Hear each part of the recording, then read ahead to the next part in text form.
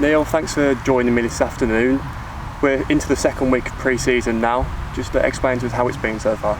Yeah, it's been really good. Obviously, first day at school, so to speak. A couple of weeks ago, the boys were all in for testing, so we had to sort of find out where they all were in their strength and know all that kind of stuff. So it was nice to meet them all. I'd already had a few conversations with them over the summer over different players, and to be fair, I've been really impressed. The attitude, the team spirit that's here, and their work ethic's been exceptional in the first couple of weeks. You mentioned obviously the testing takes part on the first day or two. What does the pre-season entail from then on? So for me, we like to do, all my pre-seasons have been done with the balls, so I don't feel like, modern science tells you now that you don't have to separate football and running. You can do the two together. So, we've the first 2 weeks are spent building up that aerobic capacity, and it's done in sort of big duration, big pitch type stuff. And the lads they've just finished their last block today. Obviously, they're not thankful of the weather, but they finished their last block today. So they've done a lot of work today, and they were out on their feet by the end of it. So that will be their last block before our first game, but we now know that the players are absolutely ready to play in their first game on Saturday. You mentioned the heat. Obviously in July you expect it to be slightly hot, but hotter than normal. Do you have to adapt accordingly to the weather? Not really. I mean, we don't overtrain. Everything's done on the GPS. We have certain sort of kilometres that we wanted to reach in week one that we did, and went just slightly over the top of that.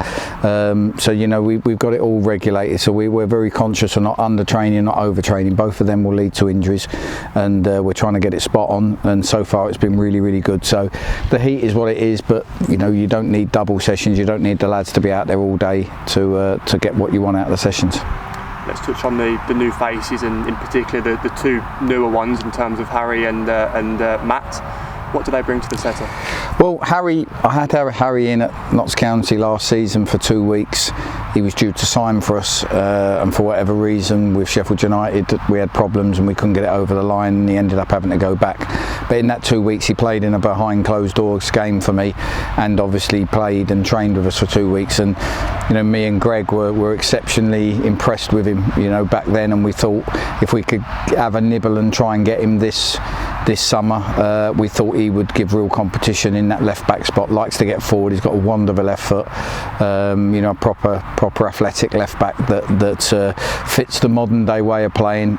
So he's one that we're impressed with. He's a young lad that I think can kick on and go higher. We did have 2 or 3 of the big teams in our league trying to get him, so we're delighted.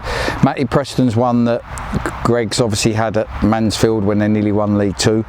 I've played against him several times. Always thought he was, very underrated defender. I spoke to a couple of people that I trust. The old Barnet manager who's now at Portsmouth, who had him last season at Barnet, and all of them were exceptionally impressed with him. Thought that he was a player that should be playing at a higher level. Really strong, athletic, comes with bags of experience. And I think alongside Callum Howe and Gudge, particularly, they give a real sort of strong man look to our back line, and I think that in this league you're going to need that. You mentioned his name there, Callum Howe. Obviously it seemed like a new signing after so long out last season. A tough road for him, but he seems to be out there and taking part in all the sessions now.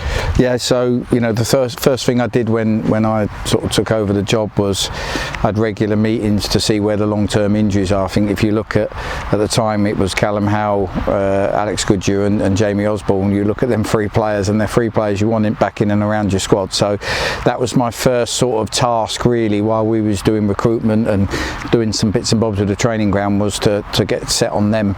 And we had regular meetings with them players. We started to get loads of testing in place. So we was confident Cal would be ready to start at the start of the season, and he's come through the first 2 weeks. He's done everything the lads have done in the fitness, and he looks really strong. So I'm delighted, and we're going to obviously monitor him all the way through. Where Alex Goodyear and Jamie Osborne are now back out running on the training pitch, so which is great to see him. I think it's got a smile on their faces knowing that they're at that sort of last step now where they've just got to get little bits and bobs finished off before they can start maybe joining in and being part of the session. So it's nice because, you know, knowing that you've got them two, if all goes well, not far away, and you've got Callum in there, it is like having new signings. We've had one slight blow with James Ball not out there at the moment. Is there an update on his injury? Yeah, so James, it was really disappointing because, you know, he's had this sort of niggling injuries that he had at the back end of last season. You know, he had a groin that was really aching and a toe that was sore, and I think the sort of feedback he was getting was he didn't really get sort of sent to a specialist. It was let it settle down with the summer.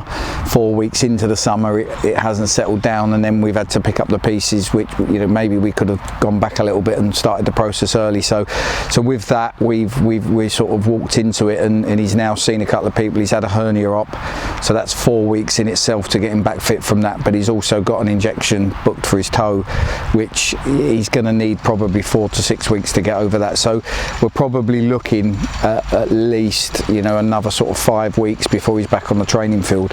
So he's going to probably miss, as we know, the start of the season. But if we do get Ozzy back by, you know, close to the start of the season, being back on the training field and good, I'll be happy, and then Baldy can follow a couple of weeks later.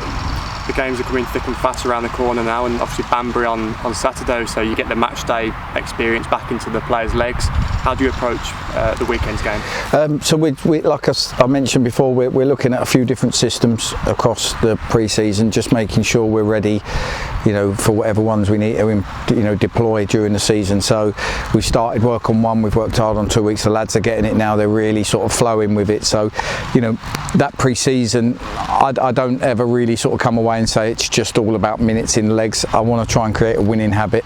The good thing is, although we're playing teams that are sort of a league or two below us, they would have already had 3 or 4 games, some of them, because their leagues start early. So it's going to be really good because they're going to be fitter than us, they're going to be sharper than us, and it's going to challenge us. So I am looking to try and, you know, win the games, pre-season or not. That's always the intention.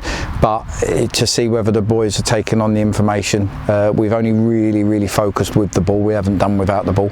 So there might be some bits and bobs we have to add as we go along. So, but I'm delighted, and I'm really looking forward to it now. Yeah, and just finally, it's obviously your first game in the dugout as Moore's boss, and with fans as well, so that's an added bonus as well.